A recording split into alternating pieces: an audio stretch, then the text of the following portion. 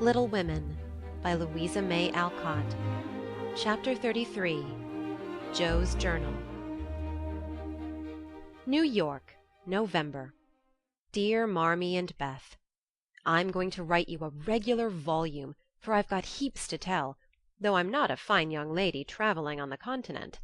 When I lost sight of father's dear old face, I felt a trifle blue, and might have shed a briny drop or two, if an Irish lady with 4 small children all crying more or less hadn't diverted my mind, for I amused myself by dropping gingerbread nuts over the seat every time they opened their mouths to roar. Soon the sun came out, and taking it as a good omen I cleared up likewise, and enjoyed my journey with all my heart. Mrs. Kirke welcomed me so kindly I felt at home at once, even in that big house full of strangers. She gave me a funny little sky parlour, all she had, but there is a stove in it, and a nice table in a sunny window, so I can sit here and write whenever I like. A fine view, and a church tower opposite atone for the many stairs, and I took a fancy to my den on the spot. The nursery, where I am to teach and sew, is a pleasant room next Mrs. Kirke's private parlour, and the 2 little girls are pretty children, rather spoiled, I fancy, but they took to me after telling them the 7 bad pigs, and I've no doubt I shall make a model governess. I am to have my meals with the children, if I prefer it to the great table, and for the present I do, for I am bashful, though no one will believe it. "Now, my dear, make yourself at home," said Mrs. K. in her motherly way. "I'm on the drive from morning to night, as you may suppose, with such a family, but a great anxiety will be off my mind if I know the children are safe with you. My rooms are always open to you, and your own shall be as comfortable as I can make it. There are some pleasant people in the house if you feel sociable, and your evenings are always free. Come to me if anything goes wrong, and be as happy as you can. There's the tea-bell. I must run and change my cap." And off she bustled, leaving me to settle myself in my new nest. As I went downstairs soon after, I saw something I liked. The flights are very long in this tall house, and as I stood waiting at the head of the 3rd one for a little servant girl to lumber up, I saw a gentleman come along behind her, take the heavy hod of coal out of her hand, carry it all the way up, put it down at a door near by, and walk away, saying with a kind nod and a foreign accent, "It goes better so. The little Beck is too young to have such heaviness." Wasn't it good of him? I like such things, for as father says, trifles show character. When I mentioned it to Mrs. K. that evening, she laughed and said, "That must have been Professor Bhaer. He's always doing things of that sort." Mrs. K. told me he was from Berlin, very learned and good, but poor as a church mouse, and gives lessons to support himself and 2 little orphan nephews whom he is educating here, according to the wishes of his sister, who married an American. Not a very romantic story, but it interested me, and I was glad to hear that Mrs. K. lends him her parlour for some of his scholars. There is a glass door between it and the nursery, and I mean to peep at him, and then I'll tell you how he looks. He's almost 40, so it's no harm, Marmee.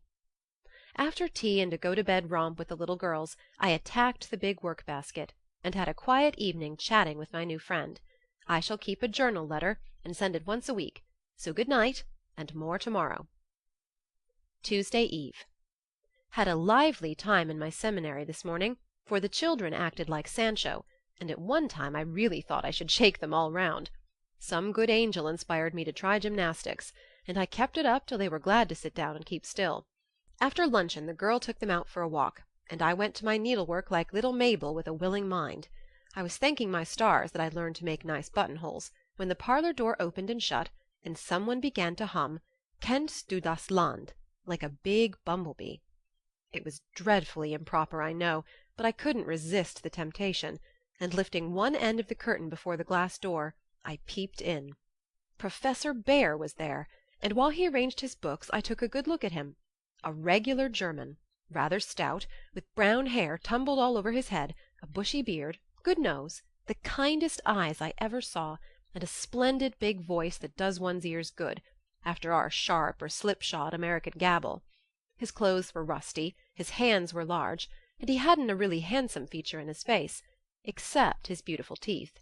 Yet I liked him, for he had a fine head, his linen was very nice, and he looked like a gentleman, though 2 buttons were off his coat and there was a patch on one shoe. He looked sober in spite of his humming, till he went to the window to turn the hyacinth bulbs toward the sun and stroke the cat, who received him like an old friend. Then he smiled, and when a tap came at the door, called out in a loud, brisk tone, Herein? I was just going to run, when I caught sight of a morsel of a child carrying a big book, and stopped to see what was going on. "You want me bear," said the mite, slamming down her book and running to meet him. Thou shalt have thy bear. Come then, and take a good hug from him, my Tina, said the Professor, catching her up with a laugh and holding her so high over his head that she had to stoop her little face to kiss him. "Now, me must study my lesson," went on the fuddy little thing. So he put her up at the table, opened the great dictionary she had brought, and gave her a paper and pencil, and she scribbled away, turning a leaf now and then and passing her little fat finger down the page, as if finding a word, so soberly that I nearly betrayed myself by a laugh, while Mr. Bear stood stroking her pretty hair with a fatherly look that made me think she must be his own, though she looked more French than German. Another knock, and the appearance of two young ladies sent me back to my work, and there I virtuously remained through all the noise and gabbling that went on next door. One of the girls kept laughing affectedly and saying, "Now, Professor," in a coquettish tone, and the other pronounced her German with an accent that must have made him hard to keep sober. Both seemed to try his patience sorely, for more than once I heard him say emphatically, No, no, it is not so. You have not attended to what I say. And once there was a loud rap, as if he struck the table with his book, followed by the despairing exclamation, Prut, it all goes bad this day. Poor man, I pitied him, and when the girls were gone, took just one more peep to see if he survived it. He seemed to have thrown himself back in his chair, tired out, and sat there with his eyes shut till the clock struck 2, when he jumped up, put his books in his pocket, as if ready for another lesson, and taking little Tina, who had fallen asleep on the sofa in his arms, he carried her quietly away. I fancy he has a hard life of it. Mrs. Kirk asked me if I wouldn't go down to the 5 o'clock dinner, and feeling a little bit homesick I thought I would, just to see what sort of people are under the same roof with me. So I made myself respectable and tried to slip in behind Mrs. Kirk, but as she is short and I'm tall, my efforts at concealment were rather a failure. She gave me a seat by her, and after my face cooled off I plucked up courage and looked about me. The long table was full, and everyone intent on getting their dinner, the gentlemen especially, who seemed to be eating on time, for they bolted in every sense of the word, vanishing as soon as they were done. There was the usual assortment of young men absorbed in themselves, young couples absorbed in each other, married ladies in their babies, and old gentlemen in politics. I don't think I shall care to have much to do with any of them, except one sweet-faced maiden lady who looks as if she had something in her. Cast away at the very bottom of the table was the Professor, shouting answers to the questions of a very inquisitive, deaf old gentleman on one side, and talking philosophy with a Frenchman on the other. If Amy had been here, she'd have turned her back on him forever, because, sad to relate, he had a great appetite, and shovelled in his dinner in a manner which would have horrified her ladyship. I didn't mind, for I like to see folks eat with relish, as Hannah says, and the poor man must have needed a deal of food after teaching idiots all day. As I went upstairs after dinner, 2 of the young men were settling their hats before the hall mirror, and I heard one say low to the other, "Who's the new party?" Governess, or something of that sort. What the deuce is she at her table for? Friend of the old ladies. Handsome head, but no style. Not a bit of it. Give us a light and come on. I felt angry at first, and then I didn't care, for a governess is as good as a clerk, and I've got sense if I haven't style, which is more than some people have, judging from the remarks of the elegant beings who clattered away smoking like bad chimneys. I hate ordinary people. Thursday. Yesterday was a quiet day spent in teaching, sewing, and writing in my little room, which is very cosy, with a light and fire. I picked up a few bits of news and was introduced to the Professor. It seems that Tina is the child of the Frenchwoman who does the fine ironing in the laundry here. The little thing has lost her heart to Mr. Bear, and follows him about the house like a dog whenever he is at home, which delights him, as he is very fond of children, though a bacheldore. Kitty and Minnie Kirk likewise regard him with affection, and tell all sorts of stories about the plays he invents, the presents he brings, and the splendid tales he tells. The younger men quiz him, it seems, call him Old Fritz, Lager Beer, Ursa Major, and make all manner of jokes on his name. But he enjoys it like a boy, Mrs. Kirk says, and takes it so good-naturedly that they all like him in spite of his foreign ways. The maiden lady is a Miss Norton, rich, cultivated, and kind. She spoke to me at dinner to-day, for I went to table again, It's such fun to watch people, and asked me to come and see her at her room. She has fine books and pictures, knows interesting persons, and seems friendly, so I shall make myself agreeable, for I do want to get into good society, only it isn't the same sort that Amy likes. I was in our parlour last evening when Mr. Bear came in with some newspapers for Mrs. Kirke. She wasn't there, but Minnie, who was a little old woman, introduced me very prettily. This is Mamma's friend, Miss March. Yes, and she's jolly and we like her lots, added Kitty, who is an enfant terrible. We both bowed, and then we laughed, for the prim introduction and the blunt addition were rather a comical contrast. Ah, yes, I hear these naughty ones go to vex you, Miss Marsh. If so again, call me and I come, he said, with a threatening frown that delighted the little wretches. I promised I would, and he departed, but it seems as if I was doomed to see a good deal of him, for to-day as I passed his door on my way out, by accident I knocked against it with my umbrella. It flew open, and there he stood in his dressing-gown, with a big blue sock on one hand and a darning needle in the other. He didn't seem at all ashamed of it, for when I explained and hurried on, he waved his hand, sock and all, saying in his loud, cheerful way, "You have a fine day to make your walk. Bon voyage, mademoiselle." I laughed all the way downstairs. But it was a little pathetic also to think of the poor man having to mend his own clothes. The German gentlemen embroider, I know, but darning hose is another thing, and not so pretty. Saturday. Nothing has happened to write about, except to call on Miss Norton, who has a room full of pretty things, and who is very charming, for she showed me all her treasures, and asked me if I would go sometimes with her to lectures and concerts as her escort, if I enjoyed them.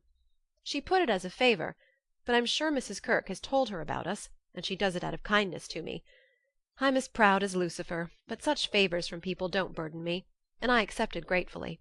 When I got back to the nursery there was such an uproar in the parlour that I looked in, and there was Mr. Bear down on his hands and knees, with Tina on his back, Kitty leading him with a jump-rope, and Minnie feeding two small boys with seed-cakes, as they roared and ramped in cages built of chairs. We are playing nursery, explained Kitty.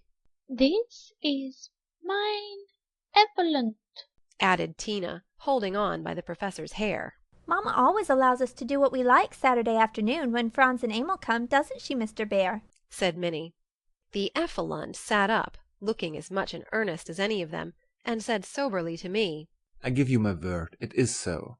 If we make too large a noise, you shall say, hush, to us, and we go more softly. I promised to do so, but left the door open and enjoyed the fun as much as they did, for a more glorious frolic I never witnessed. They played tag and soldiers, danced and sang, and when it began to grow dark they all piled onto the sofa about the professor, while he told charming fairy stories of the storks on the chimney-tops, and the little kobolds who ride the snowflakes as they fall. I wish Americans were as simple and natural as Germans, don't you? I'm so fond of writing. I should go spinning on forever if motives of economy didn't stop me, for though I've used thin paper and written fine, I tremble to think of the stamps this long letter will need. Pray forward Amy's as soon as you can spare them. My small news will sound very flat after her splendours, but you will like them, I know. Is Teddy studying so hard that he can't find time to write to his friends?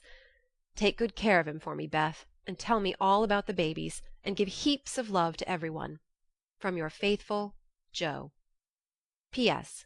On reading over my letter it strikes me as rather bary, but I am always interested in odd people, as I really had nothing else to write about. Bless you. December.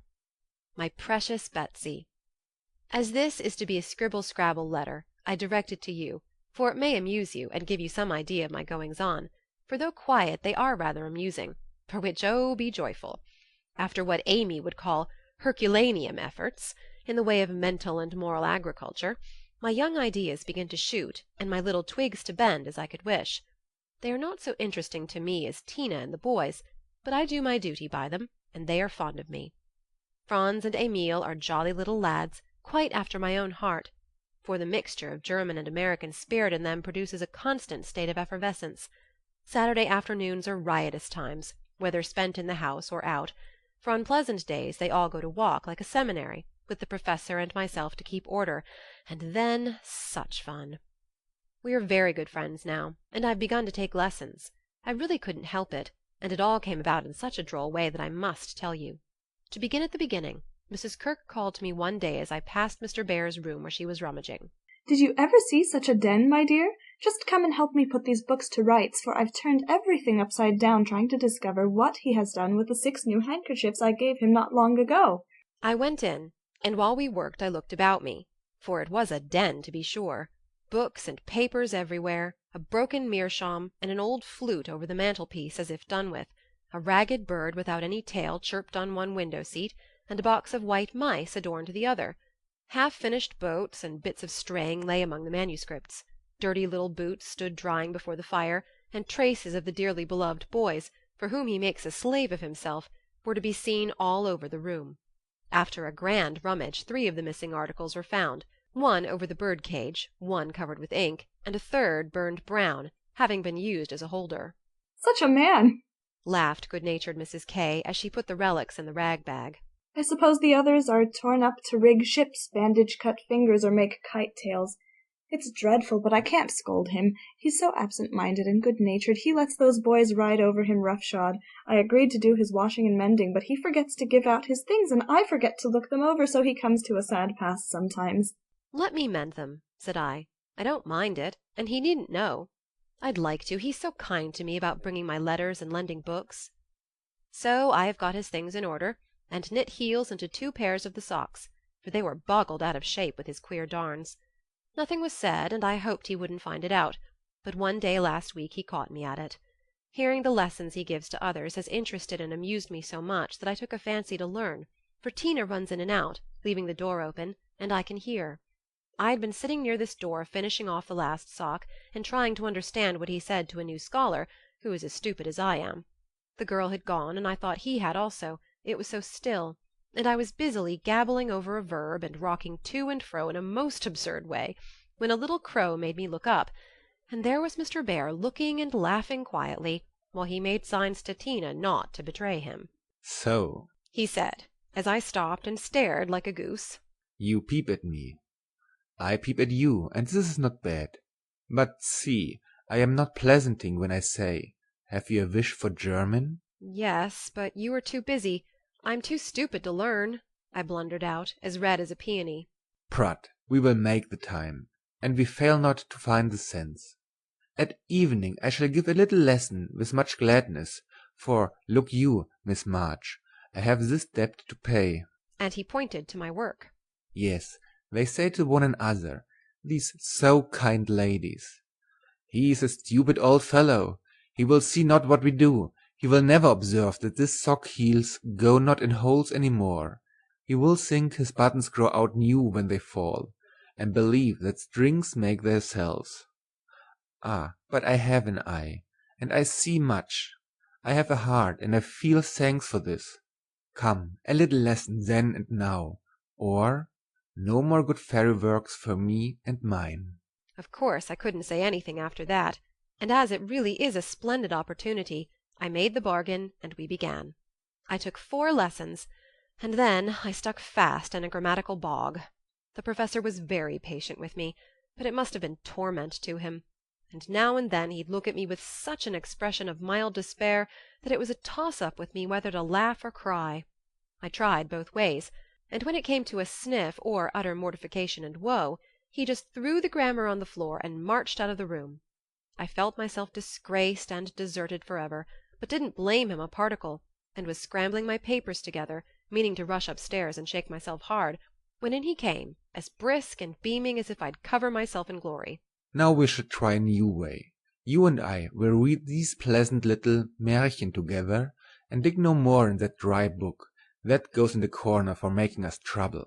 He spoke so kindly, and opened Hans Andersen's fairy tales so invitingly before me, that I was more ashamed than ever, and went at my lesson in a neck-or-nothing style that seemed to amuse him immensely. I forgot my bashfulness, and pegged away, no other word will express it, with all my might, tumbling over long words, pronouncing according to inspiration of the minute, and doing my very best. When I finished reading my first page and stopped for breath, he clapped his hands and cried out in his hearty way, "Das ist gut. Now we go well. My turn. I do him in German. Give me your ear." And away he went, rumbling out the words with his strong voice and a relish which was good to see as well as hear. Fortunately the story was the Constant Tin Soldier, which is droll, you know, so I could laugh, and I did, though I didn't understand half he read, for I couldn't help it. He was so earnest, I so excited, and the whole thing so comical. After that we get on better, and now I read my lessons pretty well, for this way of studying suits me, and I can see that the grammar gets tucked into the tales and poetry as one gives pills in jelly. I like it very much, and he doesn't seem tired of it yet, which is very good of him, isn't it? I mean to give him something on Christmas, for I dare not offer money. Tell me something nice, Marmee. I'm glad Laurie seems so happy and busy, that he has given up smoking and lets his hair grow. You see, Beth manages him better than I did.